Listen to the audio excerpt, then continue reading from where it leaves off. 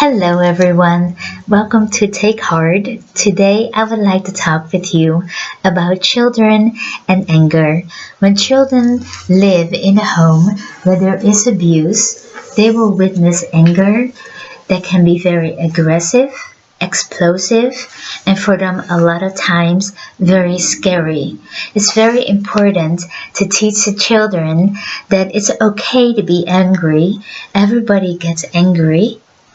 But the way you express anger is very important, and you do that in a way that it doesn't hurt you and the people around you. And so when you have a teaching moment with your children, remember 4 things. It needs to be fun. You keep it short. You cut it in little pieces.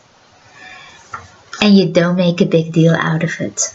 And I found a great tool to use when you want to teach your children about anger. And it's called volcano anger. And as you can see, it's very simple but so easy to understand. So here you see the volcano that's erupting, and the people that are close to the volcano are getting hurt. And so you can teach your child, when you have this kind of anger, that you hurt yourself and you hurt the people who are close to you.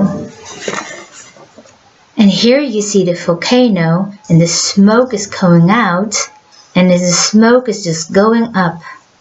And the people who are close to the volcano are not getting hurt.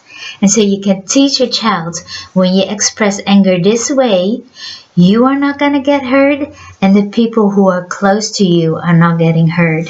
It's very simple, but so clear to teach your children about volcano anger and the right way they can express anger. And so you adjust this to the age group of the children that you have. With toddlers, what you can do, and what I always do, is you wrap it up in a little story. And so I always make the volcano their age. And then I gave them a name. Little preschoolers and kindergartners, they love it when you give everything a name. And so I will call little volcano Oscar. And Oscar, sometimes little volcano Oscar gets sometimes very angry. And when it gets very angry, look, it hurts the people close to him.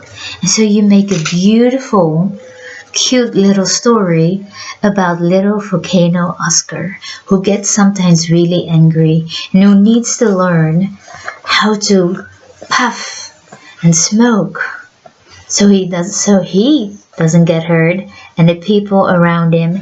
And when you just wrap it in a cute little story, you will see that your children are paying full attention and they just love the story.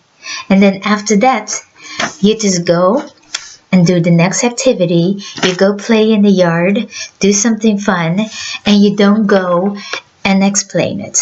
And so at another moment, maybe it will be another day, maybe it will be the next weekend when they come to you. Then when it's a moment when they are calm and rested, they let out all their energy and they are not hungry, then you're going to teach them about what behaviors is this and how do you behave when you have volcano anger. And a great way to teach that to preschoolers and kindergarteners is you're going to act it out. They will love that. And so this is a great moment where you can be silly and goofy and you're just going to act it out, and you're going to, all of them and the children are going to act it out, and you're just going to have a lot of fun. And while they are having fun, they are learning a very important principle. And they also learn the difference between the two angers. But they have a lot of fun. And then you just keep that short, you keep it fun, and then you move on. And then you just go on with the day. And you hang this up somewhere in your house where they will see it, and while they're doing their daily activities, they constantly will walk by, and constantly they get reminded about the volcano anger, and the anger, the way, and this anger, the way you are supposed to express your anger. And it's very simple, and it's a great reminder. For children who are older, 7 up to 10 and maybe 11 years old, they love doing crafts. And so a great way to introduce this is to create a fun moment of craft, buying really cool markers and pencils and papers and glitter. Girls love glitter. And then you add some other decorations that they can add on, and you just create this fun craft that they really want to be a part of. And then while they're doing their craft, you can tell them also a story about the volcano and the volcano anger. And then after that, you're not going to explain it, you just go on with your day. Then on another day, when it's just a good moment, they are rested and calm and relaxed. You use that moment, and then you go and then explain the differences in behavior. And with that age group, a fun way to do that is you can, for example, you put a bowl of mini marshmallows on the table, and then you tell them, every time when you can give me an example of volcano anger, you can eat one marshmallow. And then after that, and then if you give me an example of anger without hurting others and yourself, you can also eat one marshmallow. And then you start with yourself, and then you eat 3 marshmallows and give 3 examples, and your children will be, hey mom, you're eating all our marshmallows. And you just create a really fun way, and they will jump in and throw examples at you because they want to eat the marshmallows. And you just make it really fun moment and a game. And they also learn a good principle. And so with teenagers, you can challenge them in their knowledge, or you can let them challenge you in your knowledge. And so teenagers love that. And so you can, for example, say, well, I Googled stuff about a volcano. Tell me 3 things, and then 2 are true and 1 is not true. And I'm gonna guess which one is not true. And so this is a fun way, and you make it with teenagers just as like with the little ones. It's very important you keep it light. You're not gonna have another counseling session with them, even though they can understand the concept way deeper and broader.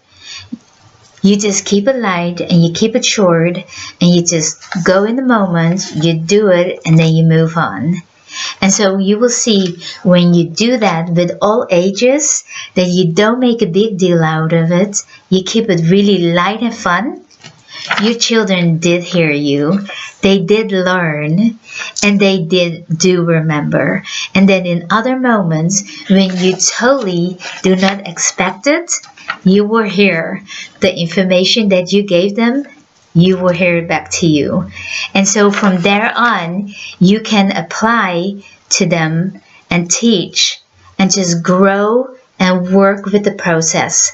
And so I want to end this video with all of this information, and the teaching your children about anger, or teaching your children anything, and with having teaching moments with them. With every child, you cannot have a very rigid program, and your children need to fit in that program. With children who have parents living with them at home, both of them, that a lot of times does not work. But especially with children who go back and forth between an abusive home and a safe home, you cannot prepare this. If you feel that your child has volcano anger and you want to teach it, don't plan a very rigid program and try to mold your child in that so it will learn. Because sometimes when the child comes to you, maybe it had a really hard week. Maybe it had a very scary moment, or it feels really sad, or it has a lot of anger, but they were forced to keep inside. And so it's very important that we adjust our expectations, we adjust it to the child, because whenever the child comes to you, you do not know at that moment what happened in the week before and what the child is feeling at that moment. So you adjust and you're very flexible with the goal to help and teach our children to grow and learn and be the children that God created them to be.